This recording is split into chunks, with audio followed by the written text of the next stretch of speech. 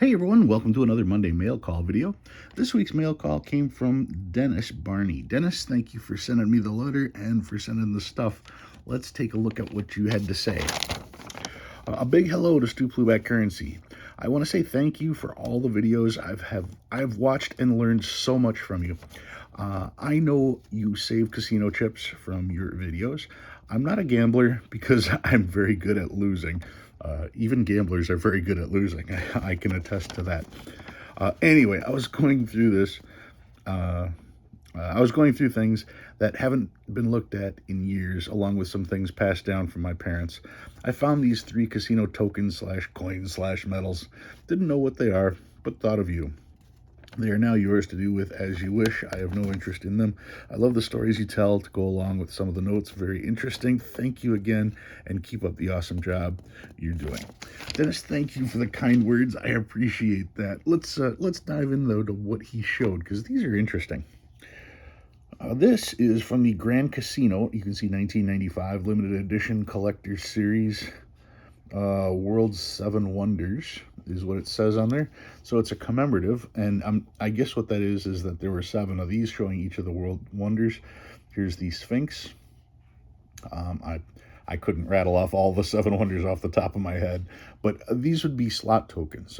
This would most likely be, well, no, actually, I was going to say this would most likely be a $1 slot token, but if it was, it would normally have a $1 increment on it. I have the feeling that this might have been a prize from a slot machine.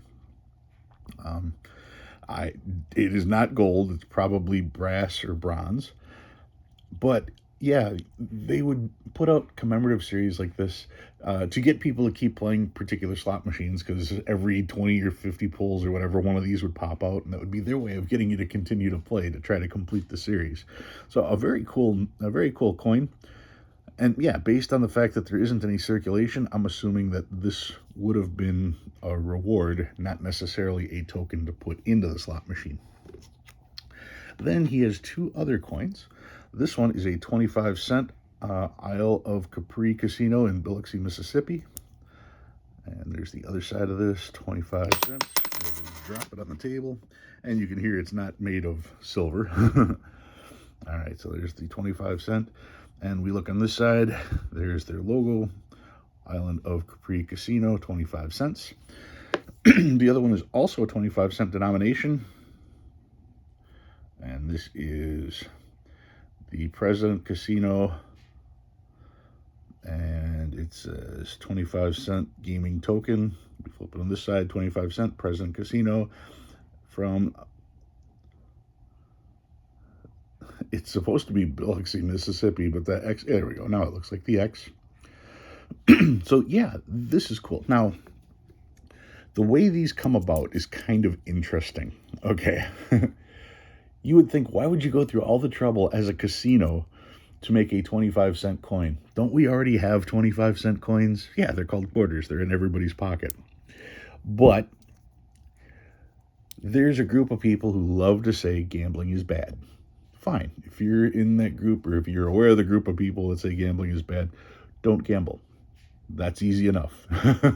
If you think it's bad, don't do it. Simple, easy way to put it. So what they do is they create a bunch of loopholes for everyone else to have to jump through to be able to do the things they like to do. You know, the whole freedom, USA, freedom, yay. Yeah, so they create all kinds of loopholes to make it that much tougher for people to do stuff that's legal, and it's just a pain. What I'm talking about is there are casinos in my state as well where it is illegal to gamble with money. Not for money, with money. So you cannot go up to a roulette wheel and put a $20 bill on black as a bet. You have to buy chips and bet with those chips. And then you have to take the chips you win to the cage and cash them out.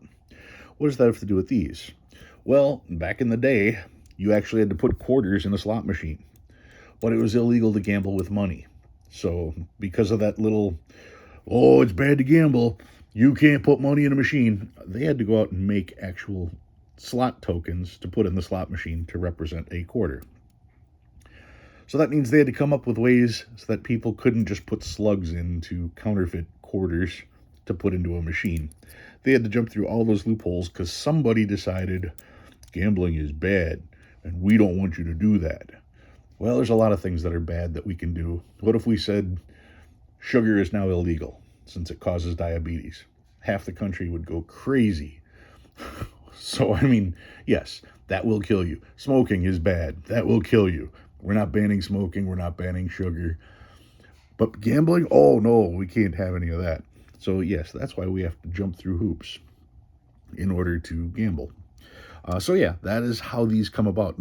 I find these very cool because normally you don't see them in the quarter denominations. Normally you see them in 50 cent or you see them in $1 denominations. So to see two of these from different casinos in the quarter denomination, I find that very cool.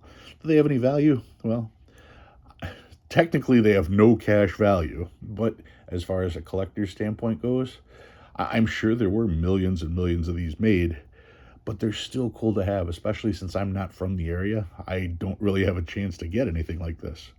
Now, I'm not saying that these are ever going to become $1,000,000 coins or anything like that, but they are cool items to have if you are into collecting casino chips and casino coins. So that's what I've got this week. Dennis, thank you very much for sending the stuff. I will definitely add it to my collection, and I definitely appreciate what it is, and I know what it is, and I'm all about that. So if you have anything for Monday Mail Call, you can always send it to Stu Pluback Currency, P.O. Box 171, Russell, Illinois 60075. Guys, thanks for watching. I'll see you next time.